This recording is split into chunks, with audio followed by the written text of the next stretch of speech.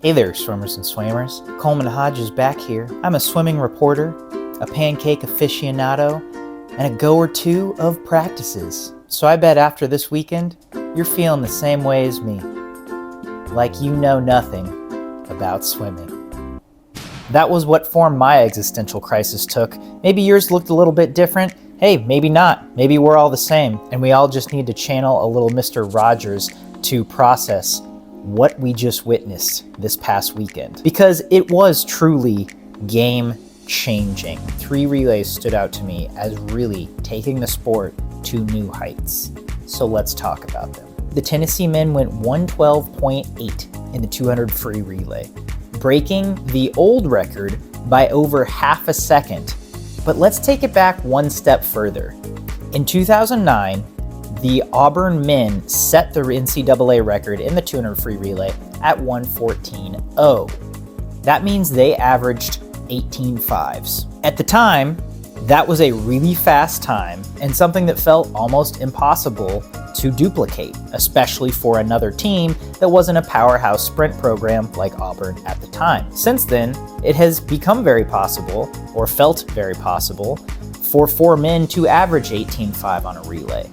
And in the last few years, we saw it happen multiple times. That record finally got broken just a couple years ago. But I did not expect to see that record get broken at an SEC Conference Championships by over 1 second. Of course, it helps when you have your leadoff going 17.8, which is what Jordan Crooks went. But then to see the rest of the relay go 18.0, 18.2, 18.5, it is a feat, and one that I did not think we would see, certainly not at a conference championships, in the next 5 years. But the fun didn't stop there. After breaking Stanford's legendary 800 free relay record on the first night of competition at the ACC Championships, and now owning all 5 NCAA relay records, the Virginia women didn't have much else to prove. We thought, going into this 400 medley relay, it was a pretty surefire thing that they were going to win. It was also probably a safe bet that they could break their own 400 medley NCAA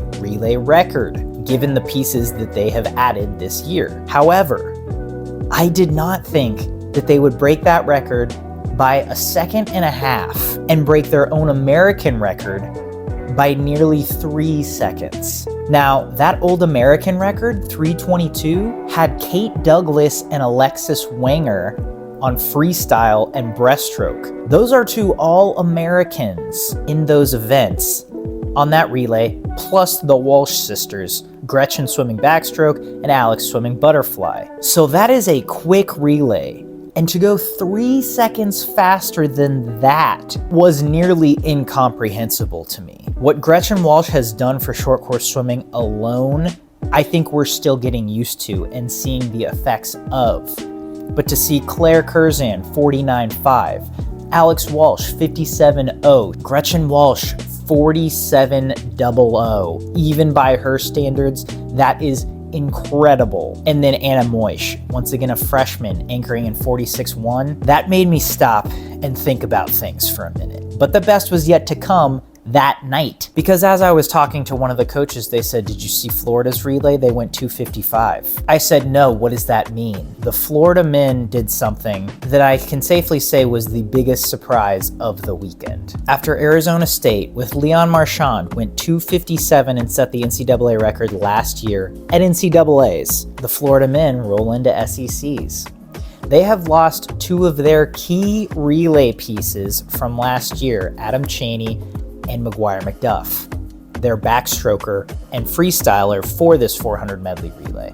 Didn't seem to faze them very much. After setting the SEC record in the individual 100 back at 43.7, Marshall leads off in 43.9. Julian, after just setting the NCAA record in the 100 breast at 49.5, splits 48.9, the second fastest split ever behind Leon Marchand's from the relay last year. Josh Liendo dives in. He had just set the SEC meet record in the 100 fly at 43.2. He splits 42.1. That's the one I'm really having trouble processing.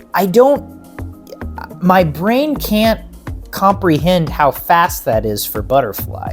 I can't put that into context. There's no context for that. It's so fast. I didn't think you could go that fast in butterfly. We've never seen someone go near that fast in butterfly. Caleb Dressel's individual record, which a few people I guess have come close to, but no one has touched, is 42.8. And Josh Leando went 42.1. And then Alex Painter, a freshman, dives in and goes 40.6. An elite of the elite kind of split. 2:55.66 is the total time for their relay. They take 1.6 seconds off of Arizona State's record. So between those three swims, all of which happened in the same 72 hours, we have had a renaissance in swimming. We have had to redefine what fast is. That has people in the comments asking questions like this: is swimming too fast? Have we set the bar too high? Between Katie Ledecky, Caleb Dressel, Leon Marchand, now Gretchen Walsh, Alex Walsh, and all of these fantastic relays, is swimming too fast? Well, the answer is obviously no.